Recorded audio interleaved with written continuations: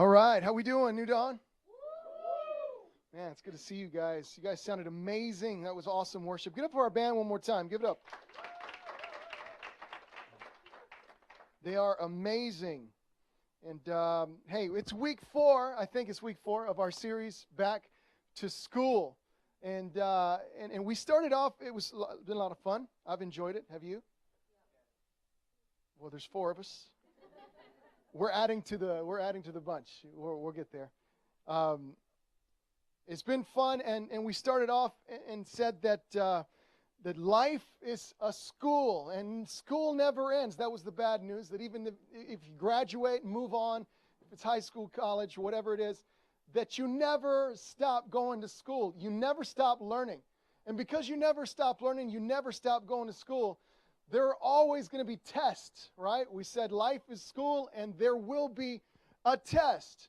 We learned how to trust the teacher in the first week, and then we went on the second week, and you probably remember better than I do, but I'm not going to quiz you. Don't worry. It's all good. But we're in week 4, and listen, next week we're concluding this series, and I'm going to bring a message next week. Don't come by yourself. It's going to be awesome, and I've entitled the message, Lessons from the Mountain. Lessons from the Mountain. So that'll be a lot of fun. You'll never know what to expect. Or you never know what I might say. Let's put it that way. So it's always fun. But anyway, and listen, have you ever, when you were in school, you ever had gone to school, class one day and your teacher says, guys, today we have a test. Or today is. No? Am I the only one who went? Okay, you have to work with me here, all right? Talk back to me. I like the talking back. You got to talk to me. All right? This is a dialogue, okay? So don't be shy. Pop quiz, they're horrible. Aren't they the worst? Oh man, I hate because I'm not that bright to begin with, and so I need all the prep time that I can get. So if there's going to be a test, I have to prepare for it. I cannot. I just don't. I just didn't do well with tests. So when the teacher said, hey, surprise test or pop quiz, it was absolutely the worst. If your teacher, be gentle with the pop quiz because you never know. There could be guys like me in there that need all the help they can get, and just be easy on them. We just need a little help. That's all. But they're awful. You know that life sometimes brings pop quizzes and surprise tests, and they're just as bad, if not worse, than pop quiz in school, because life is, a lot of them are like a pop quiz, aren't they? Like you're not ready for this test. You think everything's cruising smooth. Boom, a test. Out of nowhere. Pop. Wait, what? Everything was fine, and now all of a sudden, this test, everything is smooth sailing, everything on your family's going great, your job is great, and all, boom, test. It's not fun, is it? Yet, it happens to everybody. No one is exempt from tests. No one is exempt. There is no exception of persons in this testing business in life. Everyone has tests. Everyone goes through, and a lot of times they are surprise tests. You been there? The passage that I'm going to be reading out of today is in the book of Mark, Matthew, Mark in the New Testament. And it's chapter 4. And the disciples and Jesus kind of find themselves in this situation.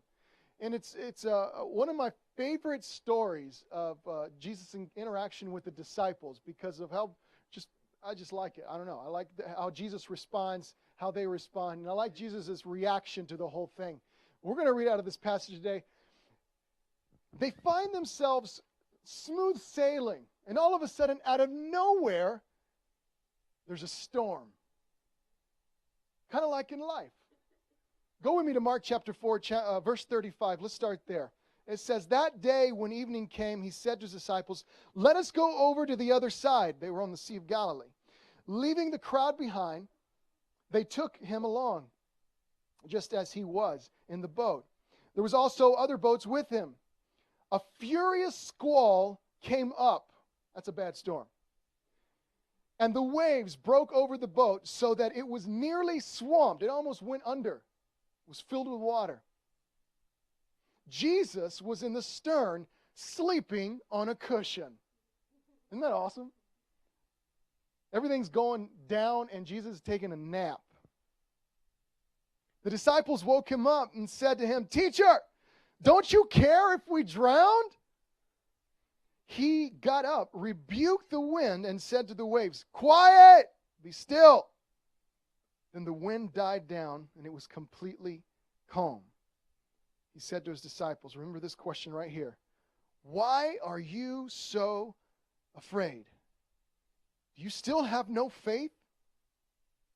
They were terrified and asked each other, "Who is this? Even the wind and the waves obey him." Who is this? Now, I think that who is this is not kind of a actual who is this? Because they had been with Jesus for quite some time. They knew exactly who Jesus was. That was more of that reactionary kind of who is this? Like, who are you? Type that reaction. Like, this is crazy, all right? This guy is out of control. Who is this? Even the winds and the waves obey him. Pray with me real quick. Heavenly Father, I ask that you be in our time together, that you speak to us. Thank you for your word, and I ask that you speak through your word and give us truth. In your name I pray. Amen. The Sea of Galilee, what you need to know, and I'm not a meteorologist, I don't claim to be one, so don't quote me, but I did a lot of research on it and read about this, so you can believe me or not. But the Sea of Galilee is approximately 608-ish, 680, something like that, feet below sea level. And it's surrounded by hills and mountains and stuff like that. So from what I'm told, it is a perfect scenario because of the winds that flow through. It's a perfect scenario for just impromptu storms.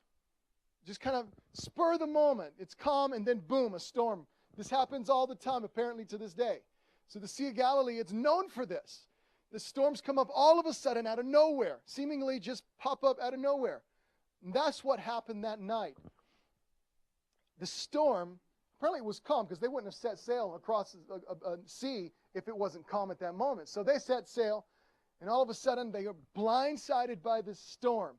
Now we know a thing or two about storms here in South Florida, even though not for about how many years now that we haven't had a storm? But if you've been living here for quite some time, you know what a storm looks like. You know what 80, 90, 100 mile an hour winds look like, don't you? All right? We have experience with this, so we know what this looks like. This storm was bad. It was bad. And I don't know if you've ever been in a boat that seems like it's about to sink. I've been in lots of boats, but none of them were about to sink. But I have been in a plane that felt like it was about to crash. You know, when the turbulence just goes out of control, and this stuff's like, this is not natural for humans to be doing this business right here. Now, I always watch my gauge is always the flight attendants. Like, I figure if the flight attendants are freaking out, then you better grab hold of something because it's over. If the flight attendant's still serving the snacks and drinks, then you're all right. So that's kind of my gauge. But man, I've been in some turbulence that made you start praying. Like, it's praying turbulence. Even if you're not a Christian, people become Christians like instantly. They start praying, "Dear Jesus in heaven, please." One time we were coming back from Argentina, and this instant is when the one that scarred my wife for life, flying. We have to drug her just like BA on the A-team. Is that a little old reference for you? Come on. Somebody got it. Somebody got okay. The rest of you can Google it. We got to drug her like crazy to get on a plane because it messed her up bad. But we're coming back from Argentina. We have a group of people with us. Some of you were on that flight, so you remember this. We're a few hours out of Miami, and it was the middle of a storm. You could see the plane was going down, descending, not going down, descending. And you could see the lightning out the window and the thunder, and it was bad raining, and you're like, this is going to be great. All of a sudden, there was a massive flash outside the window. And when lightning strikes and a few seconds later thunder, you hear the thunder, you're like, okay, that wasn't that close. Well, it's close when it's instant, right? When the thunder claps, the second you hear you see the lightning rather, and it strikes right then and there. So that's what happened. It's just boom, this flash. All of a sudden, the plane drops out of the air. I'm not even making this up. The overhead compartments fling open. Bags are flying all over the place. And I look over at the flight attendant, and she's going, "Oh, God!" So I start praying. Lord Jesus, I don't want to die in a plane. And, white knuckling this. And after that, my wife was never the same. Bless her. But I love flying, but that time it was pretty scary. The kids in front of us were partying like it was a roller coaster. Yoo! But I can imagine what it might have felt like to be in a smaller boat on open water with this storm that was so bad. Pouring rain, lightning, thundering, the winds. It looked like the boat was going under. Have you ever been there in life? Where seemingly a smooth sailing, all of a sudden you get blindsided by a storm, and it feels like you're going under. The boat is filling up with water, and you don't see the shore. You don't see the other side. All you see is storm. Everywhere you look around you is lightning and wind and thunder and rain, and that's all that you see. You ever been there? You ever been through a storm like that? Been blindsided by a storm? Everything's going good at work. All of a sudden, boom, you're out of a job. Everything's going good at home, and then the doctor calls. Boom. Blindsided by a storm. Everything in your marriage seems to be smooth sailing. All of a sudden, boom, storm.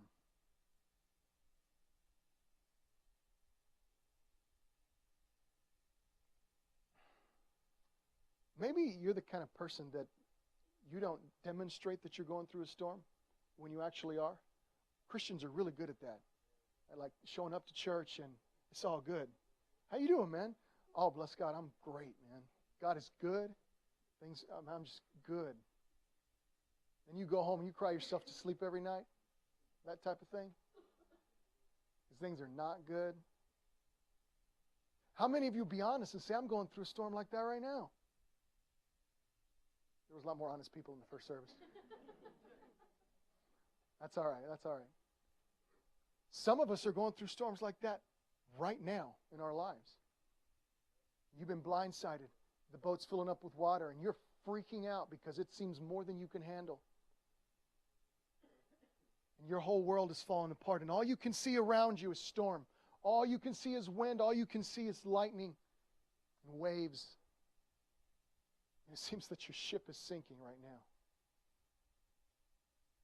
And that's what I want to talk about this morning. If that's you, I want to talk to you for a few minutes. I don't have a lot to say, but it's going to be good. So write it down, all right? I won't keep you long. We got to get to lunch. We want to beat the other churches. I know how it works. Come on. I feel you. So I'm going to give you two things to remember when you're in the midst of the storm. Two things to write down. Two things to remember in the middle of the storm. You ready? Number one. You're in the storm in His presence. You're in the storm in His... Some of you came to hear that. We can go home right now. You're in the storm in His presence. Verse 37 says, "A furious squall came up, and the waves broke over the boat so that it was nearly swamped." Listen to this. Jesus was in the stern, sleeping on a cushion. Jesus was in the boat. Say, Jesus was in the boat. Turn to your neighbor and say, He's in the boat. Jesus was in the boat. Whatever storm you're going through right now, guess what? Jesus is in the boat.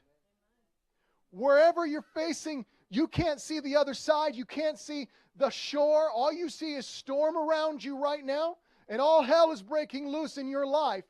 Jesus is in the boat with you. In your storm, you are in His presence. And guess what? There is nothing that you can do, and nothing can take you out of His presence. Nothing can take Him out of the boat. No matter what storm you go through. Seems like some storms that we go through, Jesus would be like, no, I'm out. Because that one's a little severe. Jesus is in the boat with you. For some reason, we assume that if God is with me, then I shouldn't be going through this.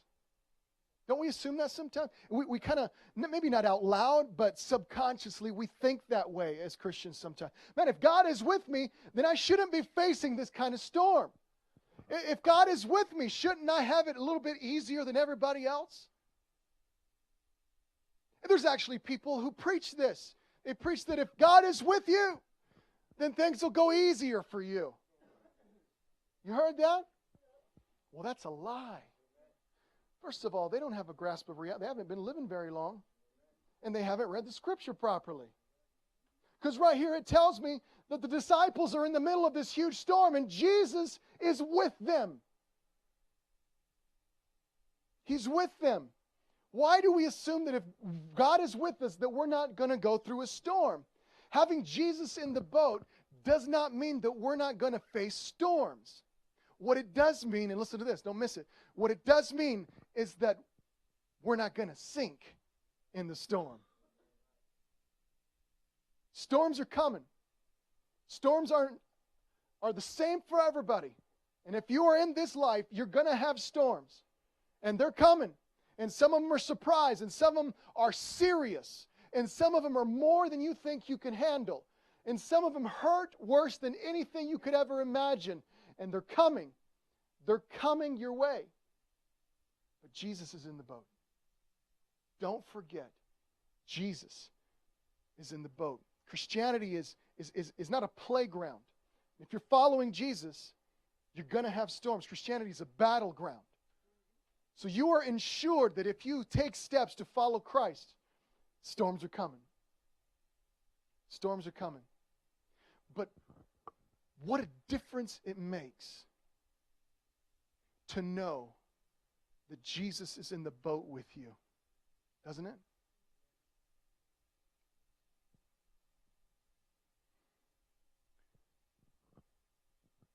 Never let the presence of a storm cause you to doubt the presence of God. Did you get that? Let me say it again so you can tweet it. Never let the presence of a storm, cause you to doubt the presence of God. He is with you. He's in the boat. You know what that means? You are not alone.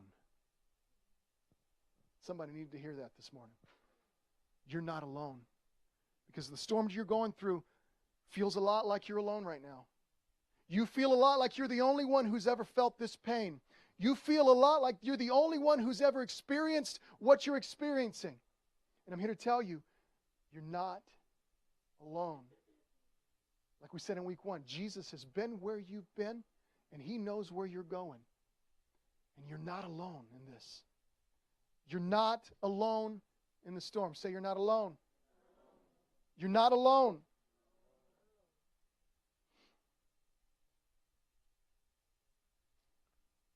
I like to personalize Scripture sometimes. Make it personal for you. So when I read Psalm 46, I like to read it, God is my refuge, my strength.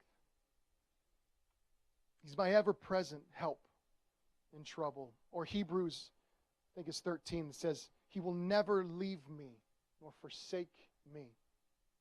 Psalm 23, that says, though I walk through the shadow of the valley of death, I will fear no evil. Because why? Because you are with me. You are not alone. He never promised that storms wouldn't rock you. He promised the storms wouldn't sink you. Hold on. Because this ain't the end. Number 2. Number 1, you're in the storm in His presence. Number 2, you're in the storm for His purpose. Now, there's where it gets complicated, okay? And we're going to have to unpack this one a little bit. This is where things get a little hairy because it demands that we hear things and receive things that we don't necessarily like or want to hear and receive. It demands that we accept some truth that is uncomfortable truth. Do you realize that it was Jesus who said, let's go to the other side? It wasn't the disciples. You realize that it was his idea, it was Jesus' idea to set sail across the sea? Jesus was God. He knew what was waiting out in the open water. Jesus knew that there was a storm coming, and he said, let's go anyway. It was his idea. It was a part of the plan. The disciples didn't know that at that point. But when Jesus says, guys, let's go to the other side, he said that knowing full well that they were going to get pounded by this storm out in open water. Well, that's not very concerning right now, because I don't want to entertain the thought that I'm going through is something God wanted me to go through. Right? Because then that means if God wanted me to go through this, that means that me hurting might be part of his will. And that's not for me. That's not convenient for me. Because I don't like to hurt. And I don't like going through storms. And to think that God's plan for me might involve a storm or two, it doesn't settle well. No one wants to go through a storm. And it's hard to convince somebody who's in the storm that it's for God's purpose, isn't it? Because when you're going through the storm, what do you see? All you see is storm. All you see is what's happening in front of you right then and there. All you see is the wind. All you see is the lightning and the rain and the waves crashing. You can't see the other side. You can't see what God is doing. All you see is the here, the now. All you see is the hurt, the pain, the struggle. And it's hard to understand sometimes that God might have a plan for this, whatever it is. Because sometimes it's more than we seem possible. It's more than we think we can bear. It's more than we think we can carry. And I don't want to think that God is making me go through this loss maybe, or pain, for any reason.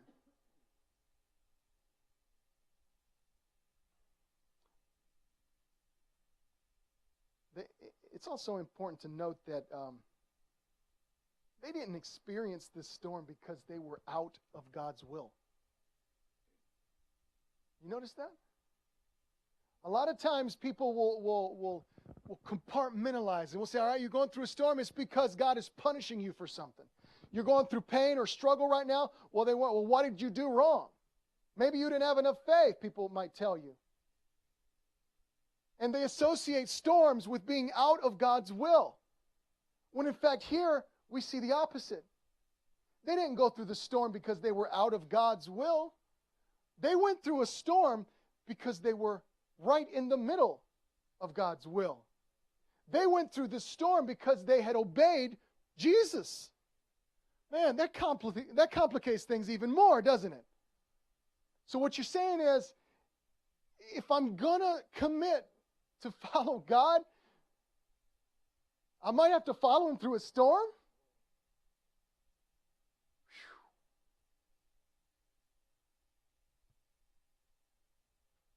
So what are you saying, Pastor? Are you saying that God causes storms? Are you saying that God actually caused this crisis in my life? Are you telling me that God, who's supposed to be a loving God, allowed this to happen in my life? Allowed this to happen to my baby? Allowed this to happen to my family? Is that what you're telling me? That an all-loving God is causing this pain in my life? You telling me that?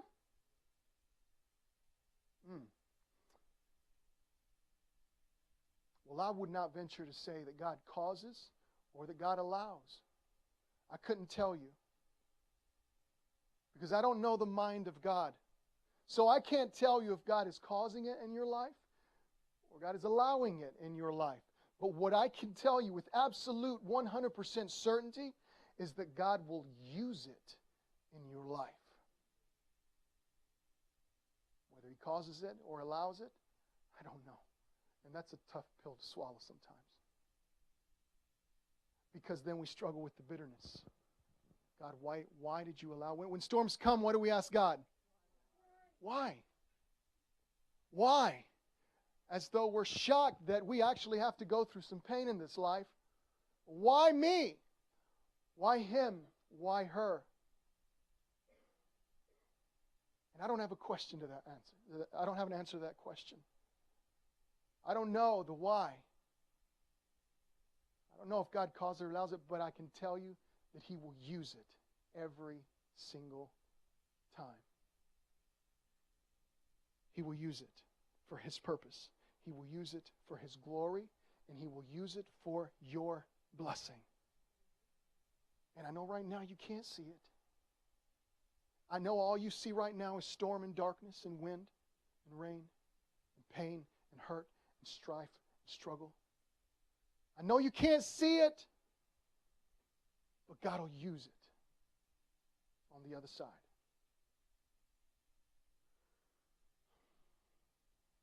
Listen to what James says in chapter 1. He puts an interesting perspective on storms. Verse 2 says, "Consider it pure joy, my brothers and sisters, whenever you face trials of many kind, because you know that the testing of your faith produces perseverance. Let perseverance finish its work so that you may be mature and complete, not lacking anything." Hold up. I'm not only supposed to assume this is from God, but I'm also supposed to, have pure joy? The connotation when it says pure joy is joy to such extent that you outburst in worship for what you are going through.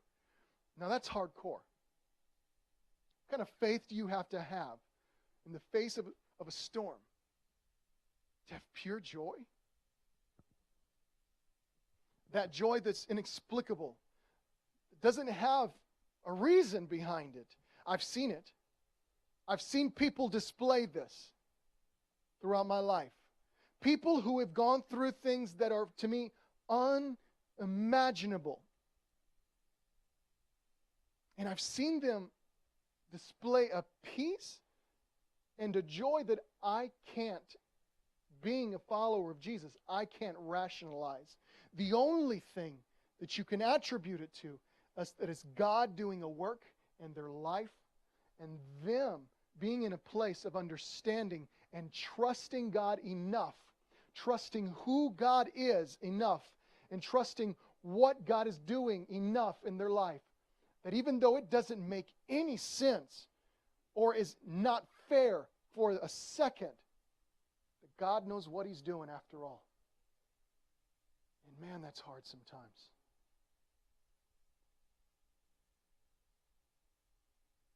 And it's especially hard when it's your turn. When it's other people, you can say these words to them, can't you? You can speak the word, you can speak truth in their life. No, this is for a reason. I'm sure God has it. First of all, if someone's going to a crisis, don't say that. Because ain't nobody trying to hear that when they're going through a crisis. Sometimes there are no words.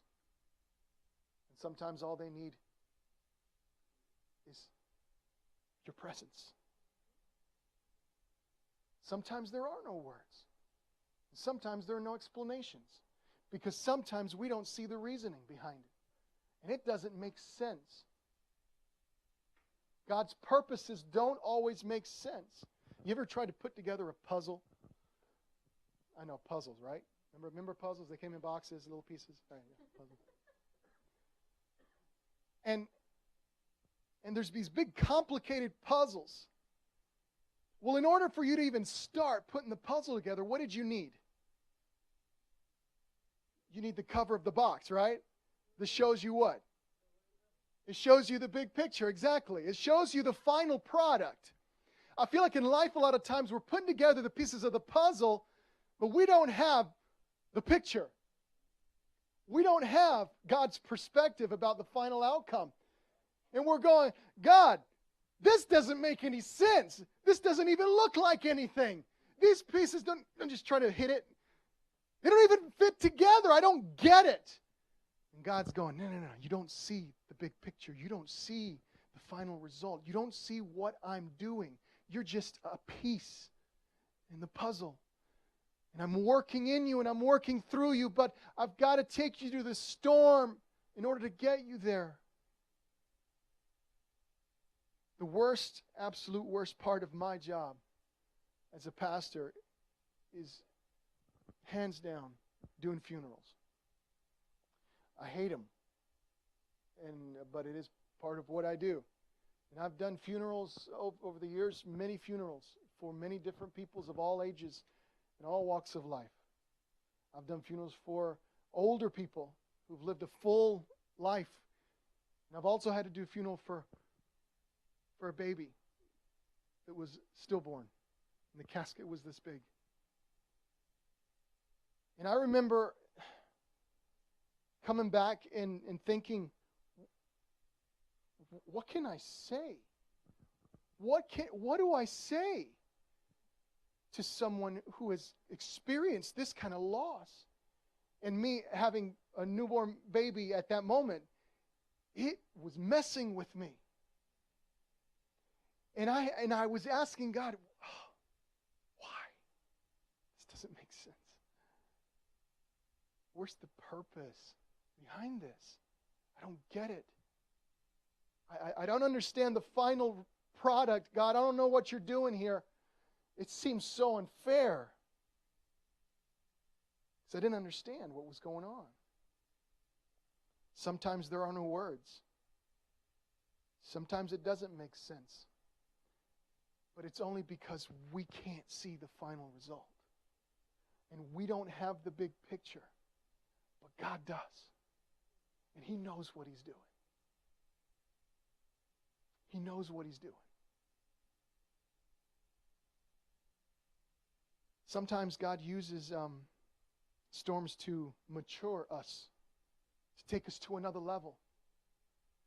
You know, that's why older people are the best people to give advice. That's what the Bible says. That's why some of the older people, they're the wisest people. Why?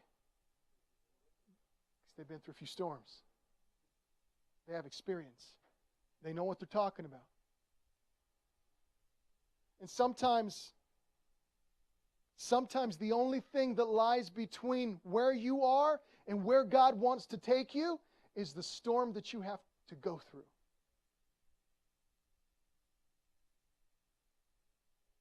God is trying to do something in your life. He's trying to fulfill a calling. He's trying to take you somewhere. But you got to go through a storm to get there. Some of you have been through a storm. And it was such a bad experience that you're going to try to spend the rest of your life avoiding storms, aren't you? Because of the terror and the fear that it created within you. And so the fear of facing a new storm has paralyzed you. And it's crippling you. And God has not been able to do anything with your life because of the fear of a storm. And that's where you're at right now. Fear. You're living in fear. Fear of what the storm could demand of you. Fear of what it means to go through a storm. Fear of experiencing the pain again. And it's left you crippled. So that God can't work through you and He can't work in you because of fear. The disciples were afraid. They thought they were going to die.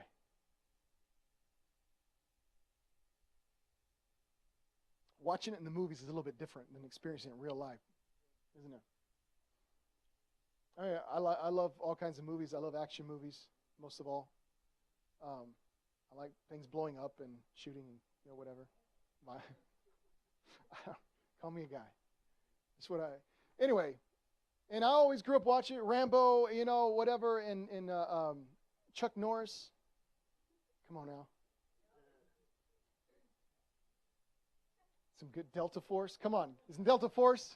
Who's with me? Yeah. Can I get a witness up in here? Jeez. Chuck Norris. But when we were about 11, I would say 11 years old, we were in downtown Buenos Aires where I grew up.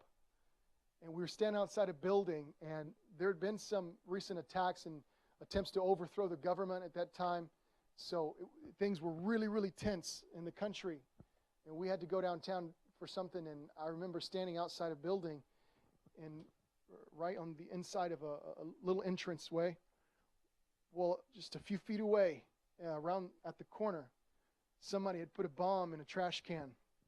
And it went off. It exploded. Just a few feet away from where we were at. Had we not been inside that entrance, I don't know what would have happened. I remember everything went crazy, the building's windows shattering across the street, everything. People were in chaos, and I remember my ears just ringing like quiet. You know, they go quiet, and you hear that ring, that when you, that deafening silence. You can't hear anything else. There's smoke. I remember like it was yesterday. It's way different in real life. It's way different going through a storm when it's your number. And when it's your turn to put your trust in what God is doing, it's more complicated, isn't it?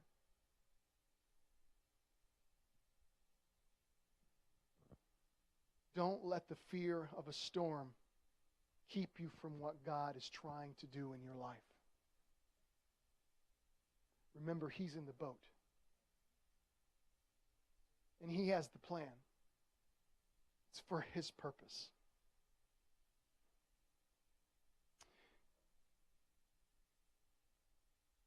Second Timothy says this, for God has not given us, you've heard it, the spirit of fear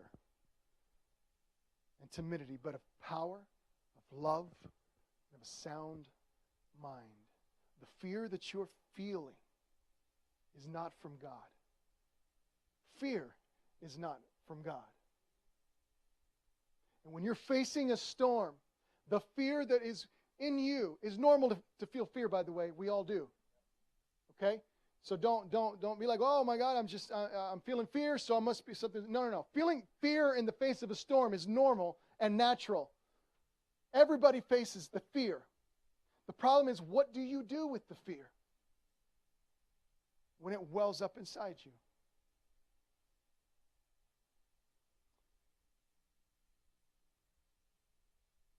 The only reason we experience fear when we face a storm is if our faith is in the boat,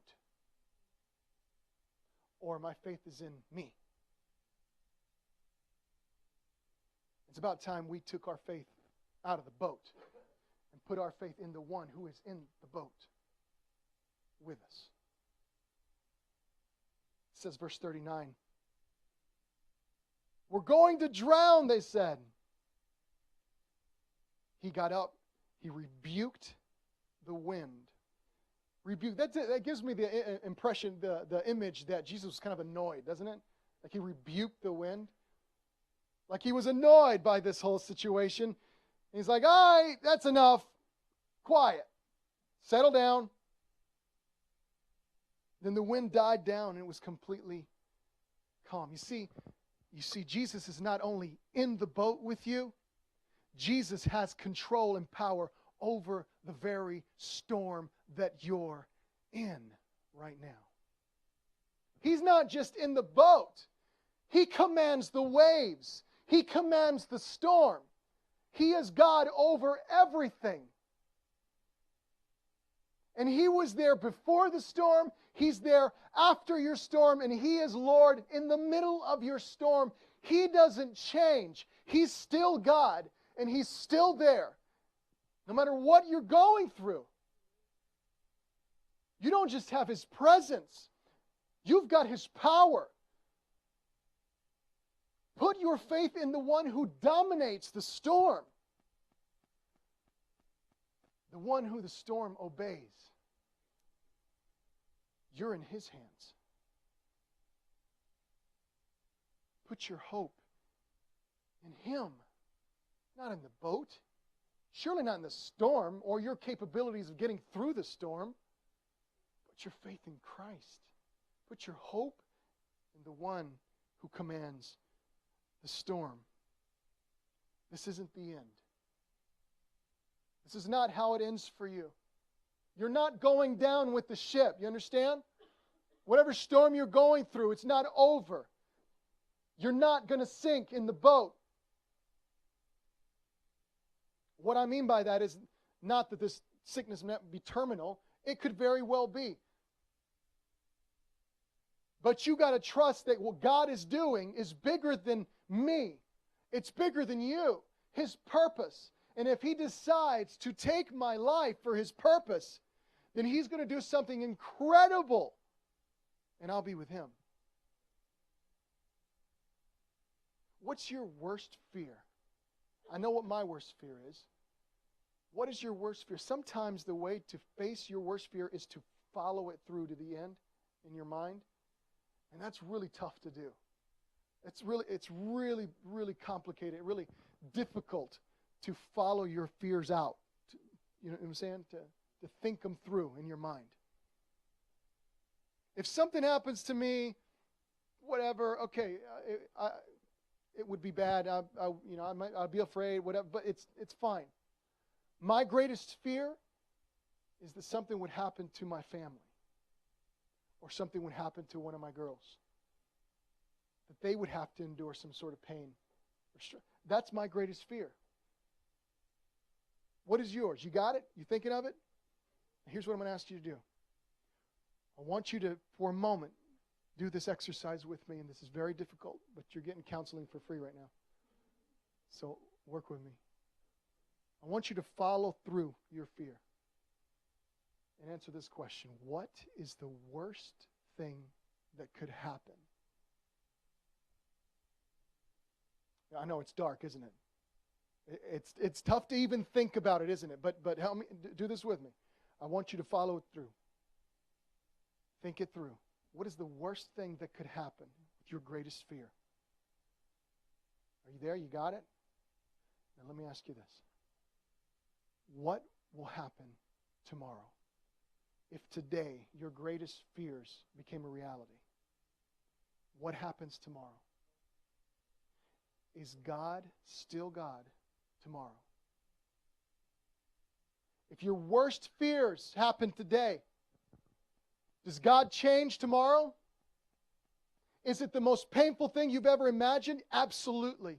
Would it be the most difficult thing you've ever been? Absolutely. Would it be seemingly impossible to bear and unfathomable? Absolutely. But God is still God tomorrow. He doesn't change. My level of pain does not dictate who God is. And He's God before the storm, He's God in the storm, and He is God after the storm. It's difficult and heart-wrenching. It is to imagine some of those things happening. He's still God on the other side. Whether I understand it or not, whether it's fair to me or not, whether I can put the pieces together or not, whether I see the big picture, He's still God.